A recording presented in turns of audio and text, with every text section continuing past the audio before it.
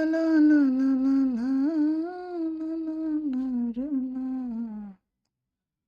Good evening everyone. प्यारे साथियों, नमस्कार। स्वागत है आप सभी का आपके प्यारा सा स्टडी प्लेटफॉर्म साइंस संग्रह पे। मैं उम्मीद करता हूं कि आप सब लोग बहुत अच्छे होंगे। सो प्लीज हंसते रहिए, मुस्कुराते रहिए, स्वस्थ रहिए और खूब मन लगा के पढ़ाई करते रहिए। कैसे हैं आप सभी लोग? प्यारे बच्चों, जुड़ जाएंगे। आज केमिस्ट्री का क्लास लाइव हो चुका है, ऑब्जेक्टिव। इससे पहले वाले लेक्चर में हम लोगों ने इलेक्ट्रोकेमिस्ट्री चैप्टर को बहुत अच्छे से समझा था। लगातार 2 घंटे की क्लासेज हुई थी जिसमें हम लोगों ने इलेक्ट्रोकेमिस्ट्री चैप्टर को समझा था। आज बारी है प्यारे बच्चों उसका ऑब्जेक्टिव क्वेश्चन आंसर करने का, तो फटाफट से जुड़ जाएंगे सभी लोग। और आज के इस सेशन को थोड़ा मजेदार बनाएंगे हम लोग। एक क्विज की तरह खेलेंगे, एक टेस्ट की तरह। मेंटली हम टेस्ट के लिए प्रिपेयर्ड होंगे और टेस्ट के अकॉर्डिंग ही हम उसको क्या करेंगे, आज के सेशन को अटेंड करेंगे। तो प्यारे बच्चों, एक बार सभी लोग अपने अपने टेलीग्राम चैनल पे, सब जगह पे जहां पे भी बच्चे हैं ग्रुप में, आप शेयर कर दीजिए इस सेशन को, ताकि आपके दोस्त भी आ जाएं और फाइनली हम लोग आज के इस खूबसूरत से सेशन का आनंद उठा पाए और इलेक्ट्रोकेमिस्ट्री के वो सभी इंपॉर्टेंट क्वेश्चन कर पाए जो बहुत इंपॉर्टेंट होते हैं, जो एग्जाम ओरिएंटेड होते हैं, जो पूछे जाते हैं एग्जामिनेशन में। तो एक बार सभी बच्चे शेयर कर देंगे जम के। मैं कर देता हूं शेयर, ये लीजिए, या मैंने शेयर कर दिया। अब है बारी आपकी, अब है बारी आपकी। यस, तो चले स्टार्ट करें बच्चों। गुड इवनिंग, स्टार्ट किया जाए।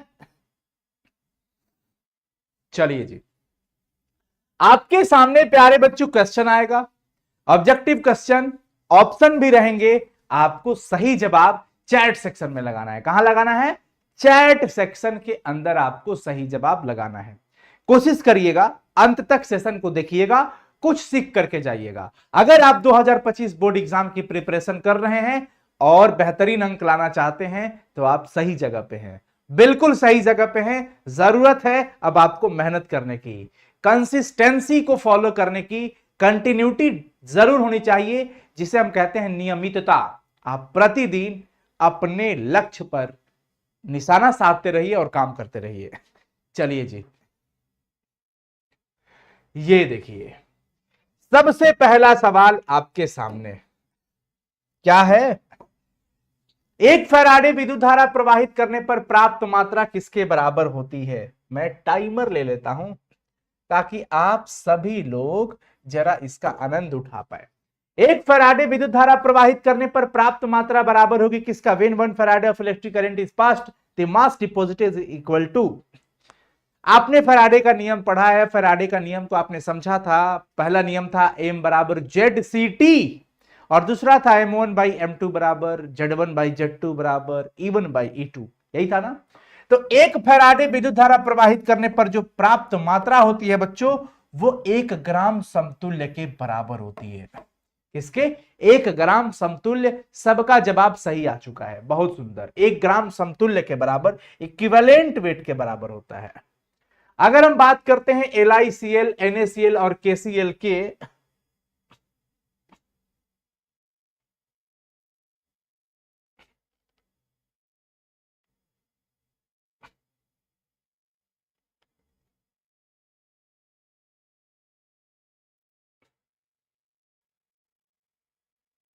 चलो जी बच्चों, हाँ हम यहां पे है।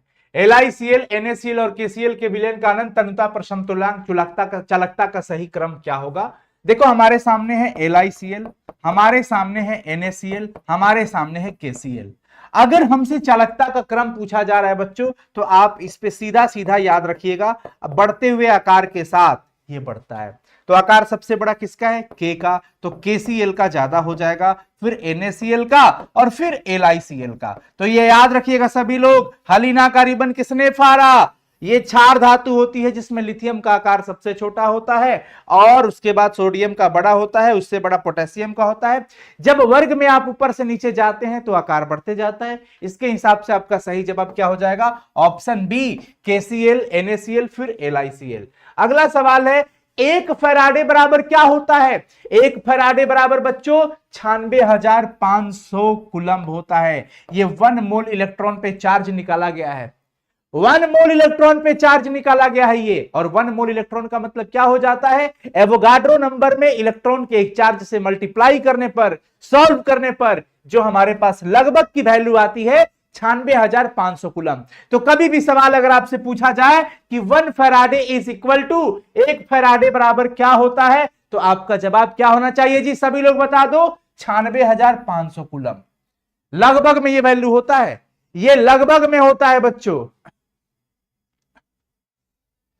फैराडे का द्वितीय विद्युत विच्छेदन नियम किससे रिलेटेड है? अगर फैराडे का दूसरा नियम की हम बात करते हैं बच्चों, देखो जी, पहला नियम हमारा क्या होता था, एम बराबर जेड सी टी, और सेकेंड नियम था क्या हमारे पास, Z1 बाई Z2 बराबर M1 बाई M2 बराबर E1 बाई E2। यानी हम बात कर लिए E1 E2 से रिलेटेड है, ये समतुल्य भार से रिलेटेड है, इक्विवेलेंट वेट से रिलेटेड है दूसरा नियम। द्वितीय विद्युत विच्छेदन यानी कि विद्युत अपघटन का जो दूसरा नियम था वो किससे रिलेटेड है जी, वो है बच्चों इक्विवेलेंट वेट से। ऑप्शन सी लगा देना सभी लोग, सभी लोग ऑप्शन सी जरूर लगा देना, ठीक है, कोई दिक्कत? तीसरा का बी होगा सर, हाँ बिल्कुल तीसरा का बी लगा है, 96,500 कूलम, बिल्कुल। नेक्स्ट सवाल है कि 96,500 कूलम विद्युत CuSO4 के विलयन से कितना कॉपर मुक्त करेगा?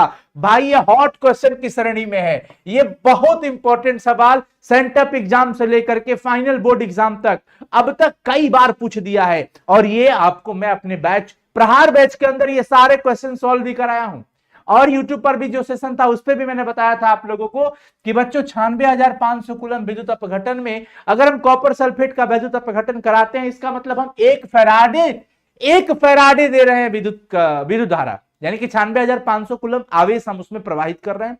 वैसे में वो हमारे पास एक समतुल्य भार, यानी कि कॉपर का कितना होता है द्रव्यमान 63.5, बट्टा में इसकी संयोजकता अगर हम बात कर लेते हैं तो संयोजकता +2 2 हो जाएगा, कुल मिला के ये कितना आ जाएगा, कट के 31.76 ग्राम तांबा मुक्त करेगा।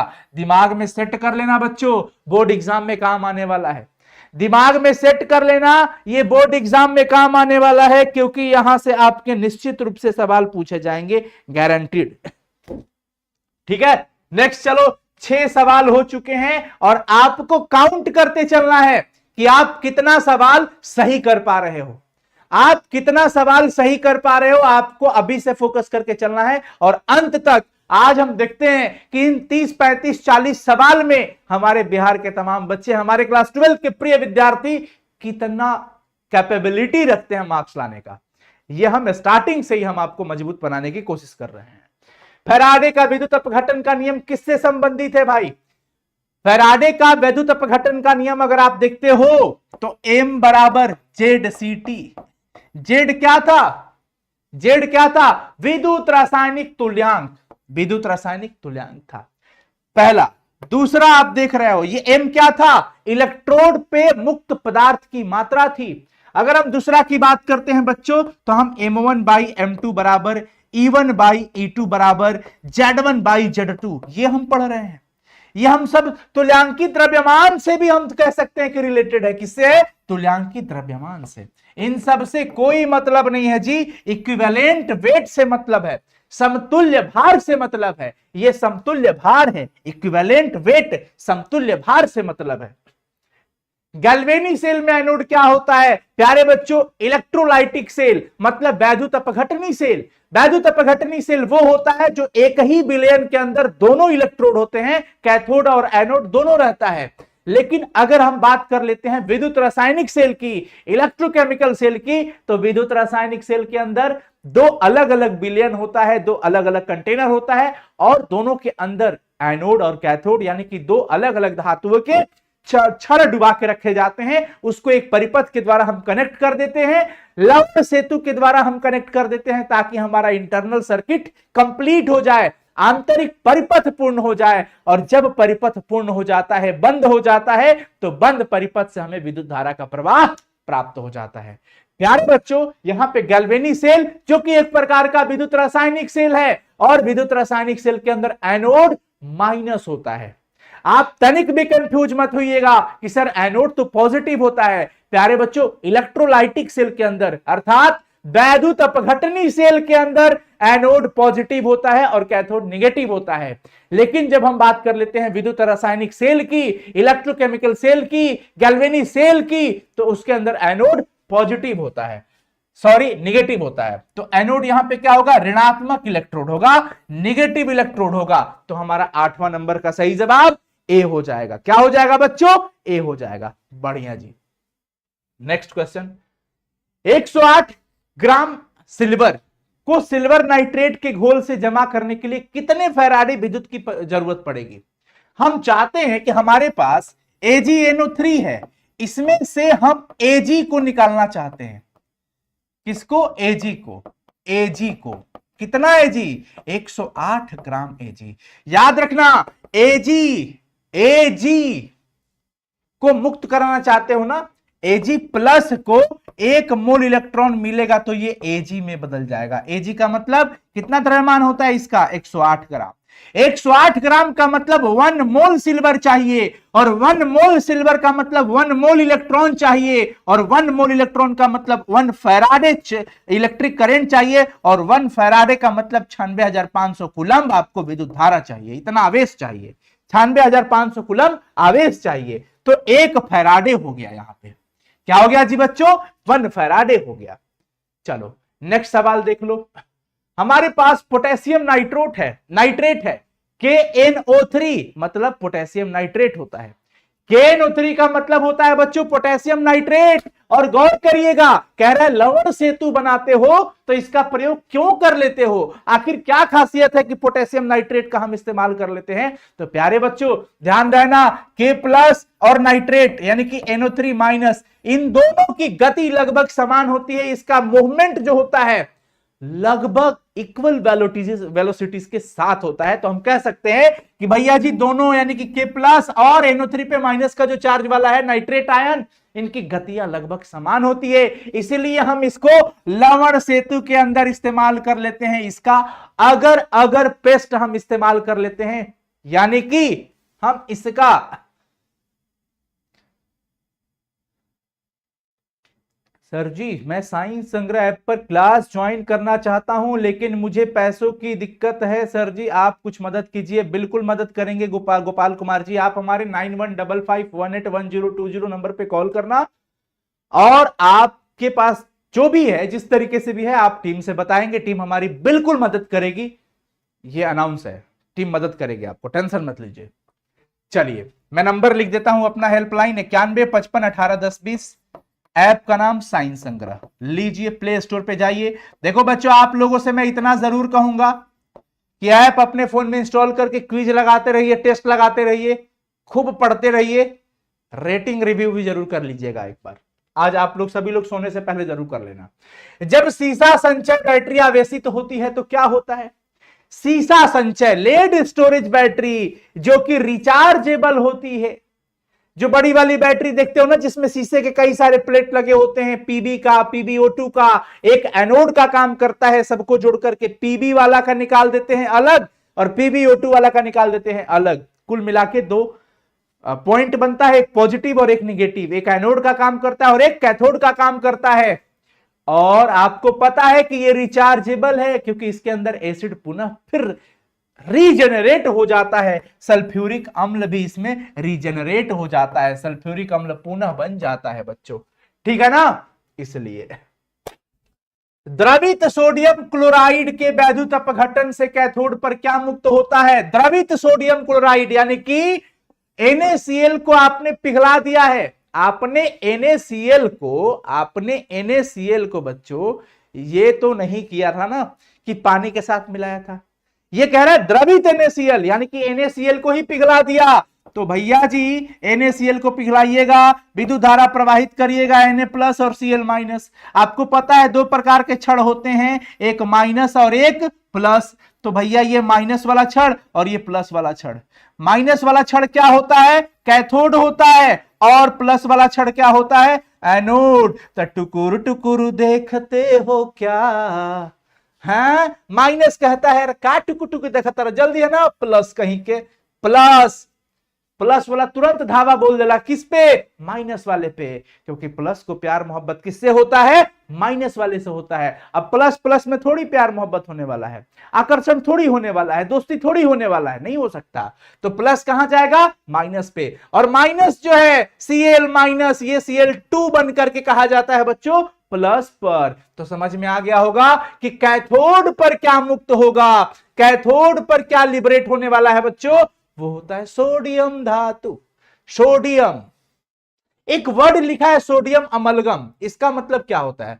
सोडियम अमलगम का मतलब होता है किसी भी धातु को अगर आप किसके साथ मिला रहे हो? पारा के साथ, Zn प्लस Hg हो जाए तो जिंक अमलगम कहलाएगा। सोडियम को अगर पारा के साथ मिला देते हो तो सोडियम अमलगम हो जाएगा। समझे क्या? सभी लोग एक बार बता देंगे फटाफट से।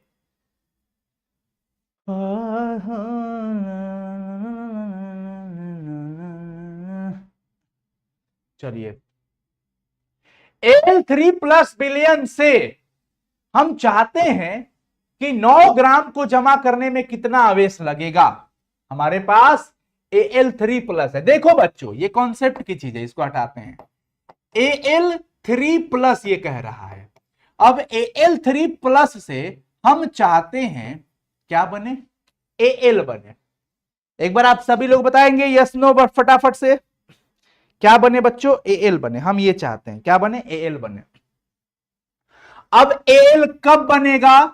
जब 3 इलेक्ट्रॉन, यहां पे 3 मोल इलेक्ट्रॉन हम देंगे, तब जाकर ये 1 मोल हो गया। अब इसका मतलब क्या हो गया, जरा बताएंगे सभी लोग। इसका मतलब क्या हो गया? एक एल्यूमिनियम का मतलब, 1 मोल एल्यूमिनियम मतलब कितना ग्राम जी? 27 ग्राम। तो 27 ग्राम के लिए कितना मोल देना पड़ रहा है? 3। कितना? 3। ध्यान रखिएगा सभी लोग, यही बात समझना है बच्चों। चूंकि 27 ग्राम, 27 ग्राम के लिए 3 मोल इलेक्ट्रॉन लग रहा है, यह ध्यान रखना है। अच्छा अभी छोड़ो इसको, आप एक चीज और समझ लो। आपको कितना में चाहिए? 9 ग्राम में। थोड़ा सा समझिएगा आप सभी लोग। Al3 प्लस है और इससे Al हमें चाहिए। तो एल्यूमिनियम का परमाणु द्रव्यमान तो 27 ग्राम होता है। 3 प्लस, अब 3 को माइनस मिलेगा तब ना एक Al में जाके ये कन्वर्ट होगा। जी सर, कन्वर्ट तो हो जाएगा जी।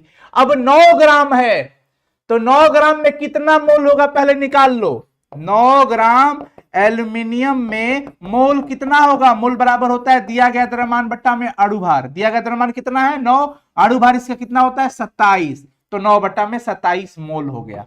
इतना मोल में हमें क्या निकालना है? इतना, कितना कूलम्ब आवेश है।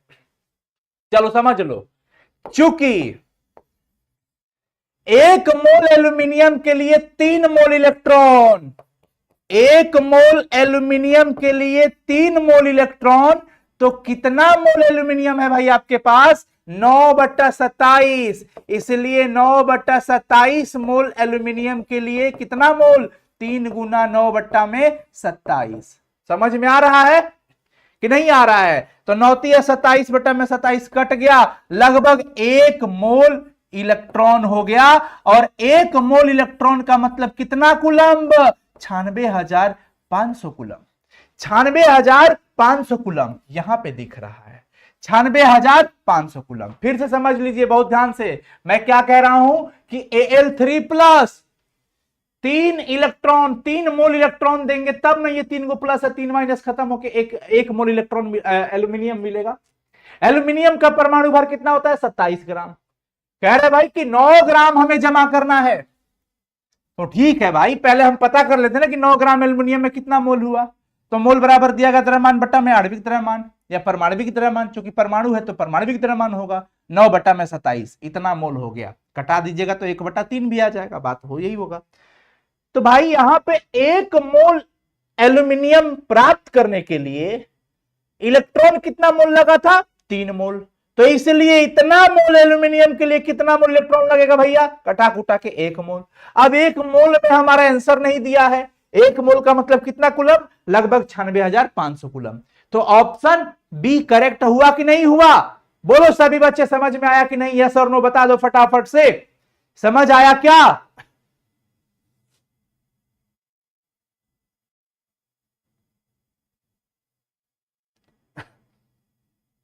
जल्दी से फटाफट से बताओ। क्वेश्चन का आंसर देने से हीरो तो नहीं बन सकते हैं, लेकिन कॉन्फिडेंस आपका जरूर हीरो आपको बना सकता है। ठीक है ना? तो अगर आपको मन कर रहा है आंसर देने का तो दीजिए। यस, समझ आ गया, वाह क्या बात है। आगे चलो जी। नेक्स्ट कह रहा है निम्नलिखित में से कौन सेकेंडरी सेल है? दो प्रकार के सेल पढ़ते हो, प्राथमिक और द्वितीयक। प्राथमिक क्या होता है? जो एक बार यूज करने के बाद हम दोबारा इस्तेमाल नहीं कर सकते हैं, जो नॉन रिचार्जेबल हो, उसको हम यूज में नहीं ला सकते हैं। जैसे पेंसिल बैटरी, घड़ी खत्म हो, घड़ी की बैटरी खत्म हो गई, जाके 7-8 रुपए में खरीद के लाया, लगा दिया, 3-4-6 महीना तक घड़ी चली, फिर बंद हो गया, उठा के फेंक दिया, उसको चार्ज नहीं कर पा रहे हो। ये अलग बात है कि आज हमारी टेक्नोलॉजी इन सब बैटरियों को भी, जो रिचार्जेबल बैटरी बनाती है, जैसे डूरासेल वगैरह का जो बैटरी आता है, वो भी इलेक्ट्रिसिटी से चार्ज हो जाता है, तो वो अलग है। जो नॉन रिचार्जेबल हुआ वो प्राइमरी सेल, और जो रिचार्जेबल हो गया वो सेकेंडरी सेल। जैसे हमारा lead storage battery, lead storage battery जो होता है बच्चों, वो क्या होता है? सेकेंडरी होता है। हम इसको चार्ज कर लेते हैं, जो बड़ी वाली बैटरी देखते हो कार वगैरह में जो बैटरी लगती है, हम इसे चार्ज कर लेते हैं। लेकिन अगर आपसे पूछे लेक्लांचे सेल, यह एक प्रकार का शुष्क सेल है, इसलिए ये प्राइमरी सेल हो गया बच्चों, और ये सेकेंडरी सेल हो गया जी। समझे क्या? यस, आगे चलिए। विशिष्ट चालकत्व का इकाई क्या है? Unit of specific conductance. ये सवाल आपको पढ़ाया हूं, बताया हूं। कप्पा, कप्पा किसे कहते हो? 1/रो। रो का यूनिट क्या होता है जी? ओम सेंटीमीटर। तो यहां पे 1/ओम सेंटीमीटर जब कर देते हैं ना, तो ये ऊपर जाकर के ओम इनवर्स और सेंटीमीटर इनवर्स हो जाता है। आप चाहे तो इसको ऐसे भी लिख सकते हैं, ओम इनवर्स सेंटीमीटर इनवर्स। देखिए ऑप्शन बी फॉर बनारस, बिल्कुल घुमाइए महादेव नगरी। समझ में आ गया क्या? समझ में आ गया क्या बच्चों? अरे तुम्हारे सिवा कुछ ना चाहत करेंगे, किसके सिवा? केमिस्ट्री के सिवा। चलिए जी, केमिस्ट्री ही मजा है, मजा आता है हमें, आपको भी आना चाहिए। नहीं आ रहा है तो मजा लाओ। शुद्ध जल में विद्युत धारा का प्रवाह क्यों नहीं होता है? Pure water does not conduct electricity because इसके पास कोई आयन होता ही नहीं है। जब आयन ही नहीं होगा तो कहां से विद्युत धारा का प्रवाह होगा? क्योंकि आपको पता है कि कोई भी फ्यूज्ड सबस्टांस या एक्वस सॉल्यूशन, यानी कि कोई भी द्रवित पदार्थ या जलीय विलयन, तब विद्युत धारा का प्रवाह करता है, तब वो सुचालक माना जाता है विद्युत का, जब उसके अंदर गतिशील आयन हो। तो जब भैया कोई आयन ही नहीं है, आयन ही नहीं है, तो कहां से होगा? आयन ही नहीं है, आयनीकृत नहीं रहता है, इसलिए यह विद्युत धारा का प्रवाह नहीं करता है। नेक्स्ट सवाल है, निम्नलिखित में से कौन से तत्व को जब हाइड्रोक्लोरिक अम्ल में डालते हैं तो हाइड्रोजन गैस नहीं निकलता है? क्लास 10th की केमिस्ट्री धातु और अधातु चैप्टर या एसिड बेस और साल्ट वाला चैप्टर में आपने पढ़ा होगा सक्रियता श्रेणी। 10th के बाद आपने 11th में भी पढ़ा होगा, 12th में भी पढ़ा होगा। कौन सा? केदारनाथ का माली, केदारनाथ का माली आलू जरा फीके सड़े पकाता है, फीके सड़े पकाता है। अक्यूट हरि जी आएंगे और पीटेंगे। प्यारे बच्चों, हाइड्रोजन से नीचे का जो तत्व है ये लिस्ट रिएक्टिव होता है, और ऊपर वाला मोस्ट रिएक्टिव, यानी कि अति क्रियाशील, मोस्ट रिएक्टिव। और ये जो होता है बच्चों बहुत कम रिएक्टिव होता है, हम इसे लिस्ट रिएक्टिव कह सकते हैं। और ये तो देख लो, ये एसिड से रिएक्शन करके हाइड्रोजन गैस रिलीज नहीं करते हैं। क्या इसमें से कोई है क्या ऊपर? देखो ये Zn ऊपर में है, हाइड्रोजन से ऊपर रिएक्शन करके हाइड्रोजन रिलीज करेगा। Mg हाइड्रोजन गैस रिलीज करेगा, ऊपर में है। Sn हाइड्रोजन से ऊपर है, रिलीज करेगा। लेकिन Ag, सुना तनी जी, Ag कौन? Ag मतलब अर्जेंटीनम, यानी कि सिल्वर। प्यारे बच्चों नीचे है, हाइड्रोजन से नीचे है, इसलिए ये जो क्या करेगा, एसिड के साथ कोई हाइड्रोजन गैस रिलीज करने वाला नहीं है, रिलीज करने वाला नहीं है। सर मेरे पास 600 रुपए है, मैं क्लास ज्वाइन करने के लिए, इतना लग रहा है, मेरी हेल्प कर दीजिए। मैं बिल्कुल आपको हेल्प करूंगा, आप मैसेज कर देना, कॉल कर देना, कमेंट जरूर कर देना, हम कनेक्ट करके आपका एडमिशन करा देंगे, ठीक है, टेंशन मत लो। H2 is not liberated when the following metal is added to dilute, क्या है जी, dilute HCl। कह रहा है कि H2 is not liberated, hydrogen gas release नहीं होगा, लिबरेट नहीं होगा। कब भैया, किस मेटल के साथ डाइल्यूट HCl के साथ रिएक्शन कराओगे तो हाइड्रोजन नहीं निकलेगा। यानी ये कह रहा है HCl के साथ, और HCl डाइल्यूट है। याद रखिएगा सभी लोग, जब यहां पे तनु छूट गया है, तनु का होना बहुत इंपॉर्टेंट हो जाता है। डाइल्यूट HCl के साथ कौन सा मेटल रहेगा कि यहां पे हाइड्रोजन गैस रिलीज नहीं होगा, बाकी सॉल्ट बन जाता है। तो Ag हो गया। कॉन्सेप्ट समझ गए होंगे आप सभी लोग। जब सेल में कोई धारा प्रवाहित नहीं हो रही हो तो इलेक्ट्रोडों के विभव के अंतर को क्या कहते हो, बता दो सभी लोग। ये बहुत इंपॉर्टेंट सवाल है, और हमारे पास अभी क्वेश्चंस काफी सारे हैं क्वेश्चंस। जब सेल में कोई विद्युत धारा प्रवाहित नहीं हो रही हो तो इलेक्ट्रोडों के विभव के अंतर को हम क्या कहते हैं, उसका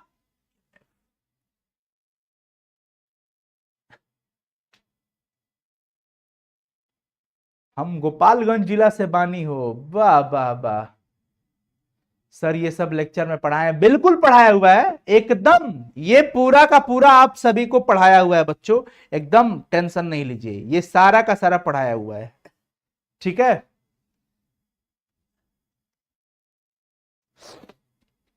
तो चलिए चलिए चलिए पढ़ लीजिए बच्चों, पढ़ लीजिए। सर केवल केमिस्ट्री का क्लास, क्यों केवल केमिस्ट्री पढ़ोगे, सब पढ़ो।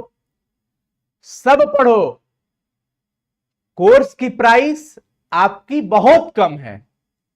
जब आप ऑफलाइन में जाते हैं ना तो एक विषय का उसका दोगुना पैसा देके आते हैं, लेकिन एक सब्जेक्ट के ऑफलाइन प्राइस के आधे प्राइस में हम आपको ऑल सब्जेक्ट पढ़ाते हैं, ठीक है ना बच्चों। तो इस बात को बिल्कुल ध्यान में रखिएगा आप सभी लोग, एकदम ये सोचिएगा मत। चलो नेक्स्ट बढ़े आगे। ये किसके बराबर होगा, अब ये कोलरॉस के नियम पे आधारित है। कह रहे हैं लेमडा एम NH4OH का, हमें NH4OH का चाहिए, तो NH4 प्लस का और OH माइनस का, सिर्फ इतना हमें मिलना चाहिए, बाकी सब खत्म हो जाए। NH4OH है, NH4Cl HCl, तो NH4 बच जाएगा।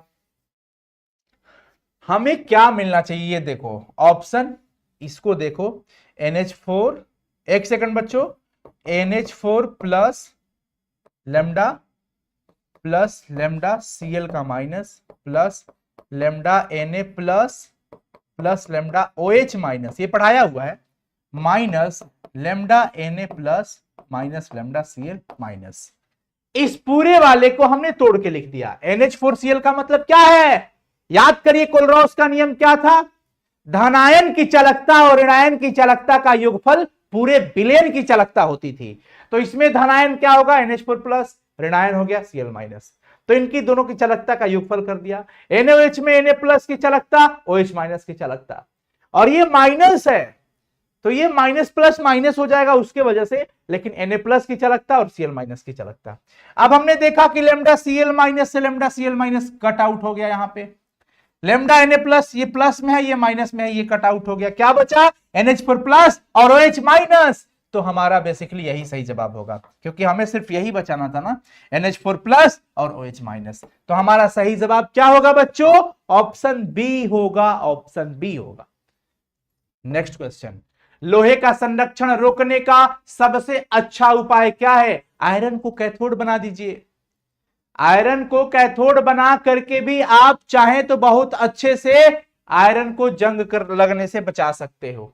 विद्युत अपघट्य विलयन के लिए कौन सा कथन सही नहीं है, देखिए जी, सही नहीं है ये समझना है।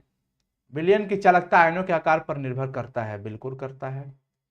चालकता विलयन की श्यानता पर निर्भर करती है, बिल्कुल करती है। चालकता विलयन में उपस्थित आयनों के विलायक योजन पर भी निर्भर करती है, निर्भर नहीं करती है लिखा है, कथन सही नहीं है, ऑप्शन सी होगा बच्चों। चालकता विलयन में आयन के ऊपर विलायक योजन जब जल आप करते हो तनुता पर डिपेंड नहीं करता है क्या? करता है। ये कह रहा है कि नहीं करती है। बताओ, इसको समझ नहीं आ रहा है। Option C, which of the statement about solution of electrolysis electrolytes is not correct. देखो, नॉट करेक्ट कह रहा है, उसके लिए हमें ध्यान रखना होगा conductivity does not depend upon solvation of ions present in solution. ये गड़बड़ है। डज नॉट डिपेंड नहीं, डिपेंड्स होगा। ये तो डिपेंड करती है जी। ऑप्शन से Al2O3 से 1 मोल एल्यूमिनियम प्राप्त करने के लिए आवश्यक आवेश की मात्रा क्या होगी? Al2O3 है, इसका मतलब क्या समझते हैं आप? 2Al3 प्लस को 6 मोल इलेक्ट्रॉन मिलेगा, तब ये 2Al में कन्वर्ट होगा। ठीक है, अब आपको चाहिए 1 मोल एल्यूमिनियम, तो भाई साहब 2 मोल एल्यूमिनियम के लिए 6 मोल इलेक्ट्रॉन, तो 1 मोल इलेक्ट्रॉन के लिए कितना हो जाएगा? 2 तिहाई 6, 3 मोल इलेक्ट्रॉन। 3 मोल इलेक्ट्रॉन का मतलब 3 फैराडे, और 3 फैराडे का मतलब 3 गुना में 96,500 कूलम। तो यहां पे 3 फैराडे है हमारा। ठीक है ना? अगर कूलम में दिया हो तो ये निकाल लेना। चालकता सेल का सेल स्थिरांक हमेशा क्या होता है भैया जी? सेल के लिए स्थिर रहता है। लेड स्टोरेज बैटरी को चार्ज करते समय क्या होता है?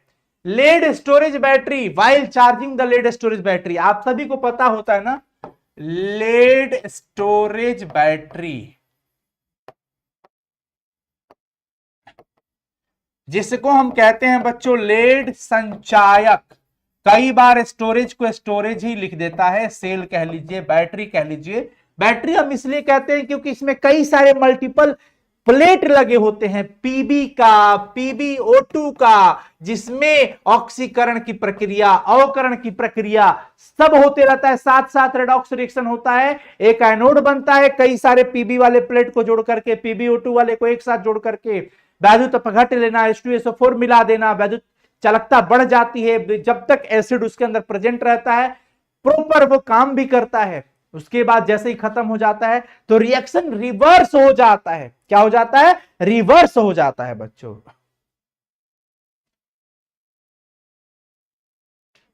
सर जी क्विज कहां हो पा रहा है? देखिए साइंस संग्रह ऐप पे जाइएगा तो 70 क्विज वहां पे पड़ा हुआ है, हिंदी मीडियम के साइंस के बच्चों के लिए और इंग्लिश मीडियम के साइंस के बच्चों के लिए 30 से 35 40 क्विज अभी अपडेट हुआ है, तो वो वहां पे पड़ा हुआ है। कहां पे? साइंस संग्रह ऐप पे। चलिए अब हमारे पास कुछ क्वेश्चंस हैं, ज्यादा नहीं है, देख लो। विद्युत अपघट्य विलयन की चालकता निर्भर करती है किस पे भाई? करती है विद्युत अपघट्य की प्रकृति पर भी, सांद्रता पर भी, आयनीकरण की मात्रा, उपरोक्त सभी हो जाएगा, सब पे डिपेंड करती है। Conductivity of an electrolytic solution depends on everything, all of these, जो भी हमारे पास ऑप्शन में है कि विद्युत अपघट्य का नेचर कैसा, ये सब पे डिपेंड करता है। कॉपर इलेक्ट्रोड की उपस्थिति में CuSO4 के जलीय विलयन का विद्युत अपघटन करने पे क्या होगा? कैथोड पर कॉपर निक्षेपित होता है और साथ ही साथ एनोड पर कॉपर डिसॉल्व भी हो जाता है, घुल भी जाता है। तो यहां पे ए और बी दोनों लगा दीजिएगा, ये भी सही है और ये भी सही है, ए और बी दोनों। Copper will deposit at cathode और एनोड पे क्या हो जाता है? ये डिसॉल्व भी हो जाता है। आयनिक विलयन की मोलर चालकता निर्भर करती है किस पे? करती है टेम्परेचर पर भी और सांद्रता पर भी, टेम्परेचर पर भी और सांद्रता पर भी। कुल मिला के ऑप्शन ए एंड सी बहुत हो जाएगा। दिए गए सेल, देखो ये क्या दिया है? सेल निरूपण दिया है। सेल निरूपण जो कि देखो आज ही हमने अपने बैच के अंदर पढ़ाया है, प्रहार बैच में, इस पे 2 लेक्चर लेके गए थे हम। कुछ बच्चों को समझ नहीं आया था कल, तो आज मैंने फिर इसे पढ़ाया। अब आज तो ये गलती नहीं करेंगे, आज तो ये गलती नहीं करेंगे कोई। अब देखो लेफ्ट साइड में एनोड होता है, राइट साइड में कैथोड होता है। पहचानने का सबसे अच्छा तरीका, धातु से आयन और आयन से धातु, धातु से आयन की ओर जा रहे हो, इसका मतलब क्या हो रहा है? इलेक्ट्रॉनों का त्याग हो रहा है। यानी ये सेक्शन हमारा पूरा किसका हो गया? एनोड का, और ये सेक्शन हमारा पूरा किसका हो गया जी? कैथोड का। और अगर हम इसका सेल रिएक्शन की बात करें तो Mg प्लस में Cu+2 आ जाएगा और इधर Mg+2 प्लस में Cu हो जाएगा। ये देखिए, ये मैंने आज ही आप लोगों को बताया है। यानी कि Mg जो है एनोड का काम कर रहा है, कॉपर जो है कैथोड का काम कर रहा है, और ये इसका सेल अभिक्रिया भी है। यानी उपरोक्त सभी, क्या आपका ऑप्शन डी लग रहा है क्या? क्या आपका ऑप्शन डी लग रहा है? जी सर। ओए होए होए होए, क्या बात है, क्या बात है, बहुत सुंदर बच्चों, बहुत सुंदर जी, बहुत सुंदर। नेक्स्ट क्वेश्चन, निम्नलिखित में से कौन संबंध सही है? डेल्टा जी, जिसको हम गिब्स ऊर्जा कहते हैं, गिब्स ऊर्जा बराबर होता है minus N F E, N number of transferred electron, F 1 Faraday, E क्या होगा? ईएमएफ, यानी कि इलेक्ट्रोड पोटेंशियल, जिसको हम कह सकते हैं। और अगर ये डेल्टा जी नॉट होगा, मतलब इधर ये ई नॉट होगा, मानक अवस्था वाली, स्टैंडर्ड वाली अवस्था। और अगर आप चाहते हैं इसका मान रख देना तो minus R T L N के भी होता है, यानी कि तीनों ऑल ऑल ऑल एकदम दिमाग में रखना बच्चों। ये गिब्स ऊर्जा की बात हो रही है। कौन सी ऊर्जा कहते हैं इसको? गिब्स ऊर्जा की हम बात किए हैं। ये दिमाग में होना चाहिए आप सभी का। सोडियम क्लोराइड के जलीय विलयन, आय हाय हाय हाय, यानी कि NaCl प्लस में H2O, जिसे आप ब्राइन कहते हैं। NaCl के जलीय विलयन को हम ब्राइन के नाम से भी जानते हैं। क्लास 10th की chemistry chapter number 2 acid base and salt में आपने पढ़ा होगा, अम्ल क्षार तथा लवण के चैप्टर में। कास्टिक सोडा कैसे बनता है, खाने वाला सोडा कैसे बनता है, धोने वाला सोडा कैसे बनता है, उन सब में ब्राइन शब्द का इस्तेमाल किया हुआ है। नमक प्लस में जल, तो NaCl प्लस H2O, इसका कराना है वैद्युत अपघटन। Na प्लस और Cl माइनस, H2O का मतलब H प्लस और OH माइनस। भाई साहब, ये प्लस की गोटी इस माइनस के साथ खिल जाती है, ये NaOH बन करके सेल के वहां पे वैद्युत अपघट्य विलयन के अंदर पड़े रहते हैं नीचे। H प्लस और Cl माइनस, ये HCl, H2 और Cl2 के रूप में। H2 चला जाता है कैथोड पे और Cl2 चला जाता है भैया एनोड पे।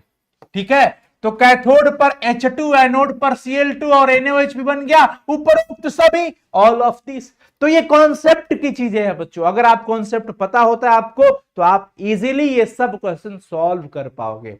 और थोड़ा सा चैप्टर 3 कॉन्सेप्चुअल है, समझना पड़ता है। अगर आप समझते हैं तो देखिए, कुछ बच्चे सोचेंगे कि सर क्वेश्चन नंबरिंग जो है ना, हाँ बच्चों, क्वेश्चन नंबरिंग इधर उधर है, आप बिल्कुल मत सोचिएगा। देखिए, ये मैं इस वाले स्लाइड पे हूं और जस्ट नीचे आया तो ये 32 नंबर सवाल हो गया, फिर ये 33 नंबर तो ठीक दिख रहा है, 34 भी सही दिख रहा है, लेकिन 34 के बाद ये 37 नंबर है। तो ये क्वेश्चनिंग, ये जो है ना, ये गड़बड़ हुआ है, इसके बीच के वो स्लाइड का दिक्कत है। आप लोग बिल्कुल ये मत सोचिएगा, कुछ भी परेशान मत होइएगा, ठीक है।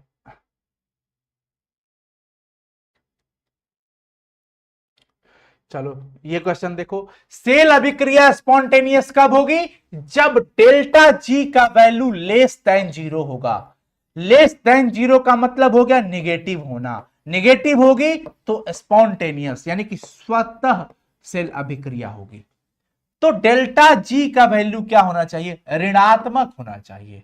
डेल्टा जी निगेटिव होना चाहिए। डेल्टा जी 0 से कम का मतलब निगेटिव होना चाहिए। ये सवाल देख लो, जब आप तनु H2SO4 का वैद्युत अपघटन कराते हो प्लैटिनम का इलेक्ट्रोड लगा करके, तो एनोड पे भैया ऑक्सीजन ही जाएगा। एनोड पे हमेशा H2SO4 के वैद्युत अपघटन में एनोड पर ऑक्सीजन ही जाएगा।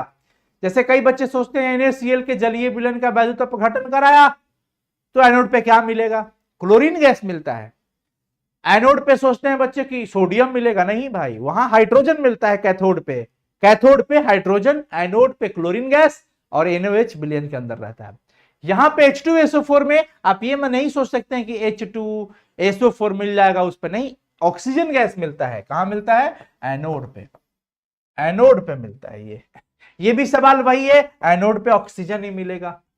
पदार्थ जिन्हें ईंधन सेल, अभी मैं आपको नहीं पढ़ाया हूं तो ये आप नहीं भी समझ पाओगे। शुष्क सेल के लिए कौन सा कथन असत्य है?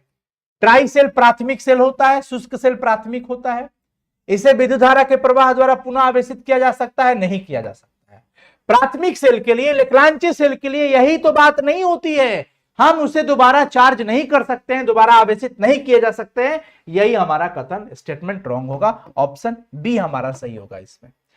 ठीक है बच्चों, चलो, और इसके बगल में अब आते हैं। तो ये सब हम लोगों ने कर लिया, काफी सारे क्वेश्चंस हम लोगों ने कर लिया बच्चों। चलिए, तो आज का सेशन हमारा कंप्लीट हुआ। हम लोग टोटल क्वेश्चन कितना करा? हम देख लेते हैं 36 स्लाइड जिसमें एक पे थंबनेल, 35 क्वेश्चन। तो आप लोग 35 क्वेश्चन सॉल्व किए और 35 में से आपका कितना सही हुआ ईमानदारी से भैया कमेंट करके जाइएगा।